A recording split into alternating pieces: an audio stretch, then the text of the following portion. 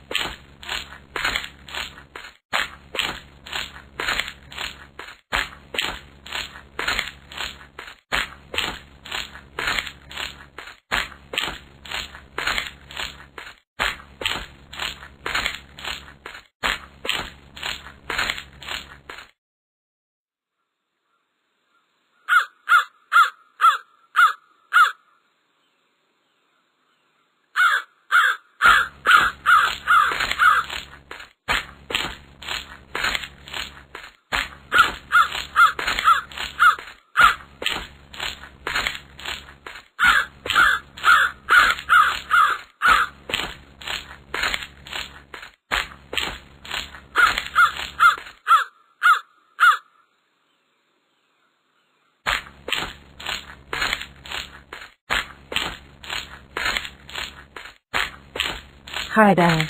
Hi, Mom. I brought the milk. How is my mom, Dad? She is gonna be okay. Dad, I saw that evil bird. What? Stay with your mom. I need to do something outside.